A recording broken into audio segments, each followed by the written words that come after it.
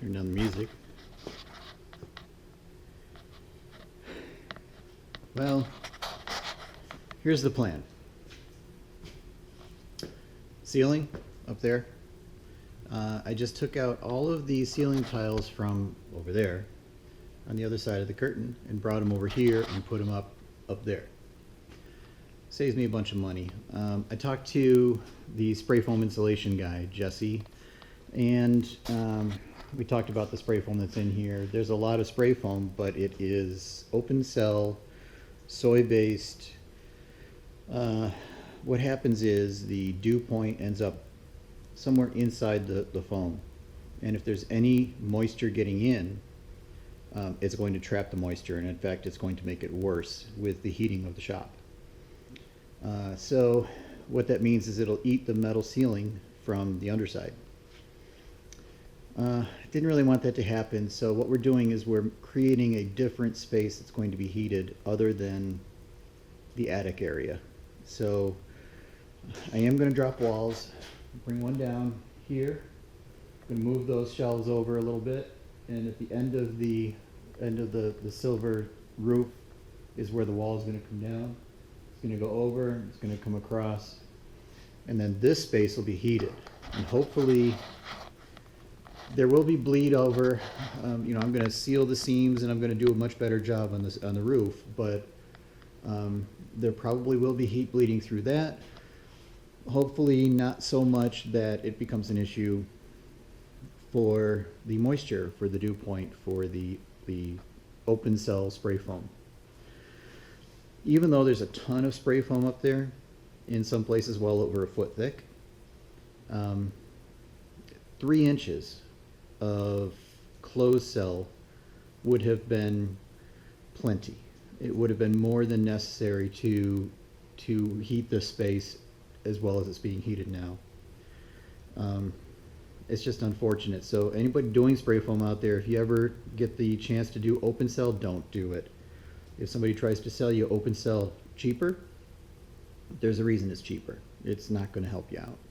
You want closed cell foam in pretty much every situation, especially when it's contacting the underside of a cold roof deck, a metal deck at that.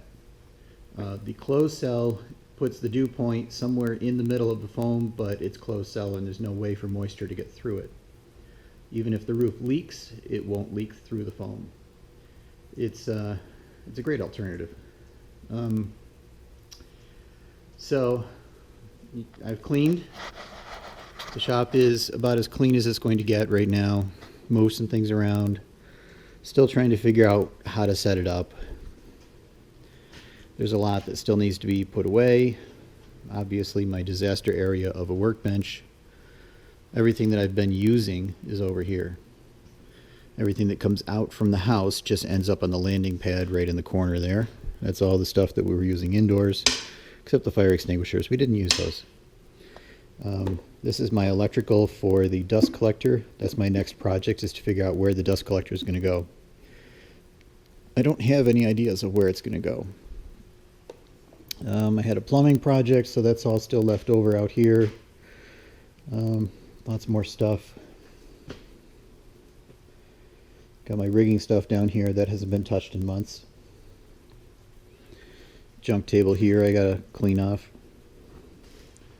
I think the dust collector is going to go, let's see, I don't know. I really want that to be the clean room. And so the dust collector may end up going in this corner after the walls are built. So for now I may just drop a wire over there just to have something. Still have to put together the bandsaw. Yep. So right now it is 60 degrees in here. 60 degrees at eye level.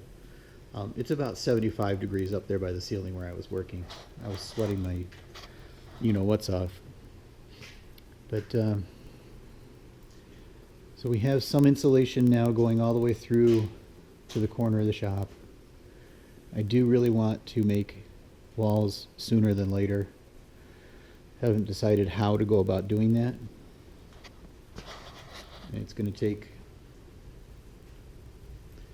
well, I have to do the framing, and drywall, probably drywall. I don't know about insulation. It probably should have some insulation on the far side of it.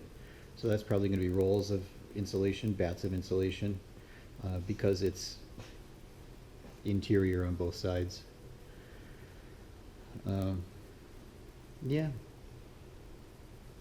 that's where I am. We're making progress, doing projects, slowly getting there.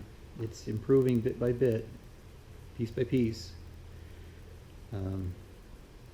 Still a long way from being the shop that I had envisioned, but we'll get there. One recycled, reused bit by bit, like the cabinets that I'm going to repurpose into the base of an outfeed table or something like that. I don't know what the cabinets are going to be used for yet, but these were in the basement of the old house. They they're barely held together. Actually, we had to tape one of them together in order to keep it together on the way here.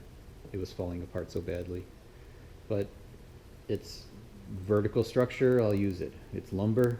If I don't use it, I'll burn it. It'll heat the place. So that's where I am. Not bad. Got a good sound system. Stereo cranks up pretty good. All right. See you.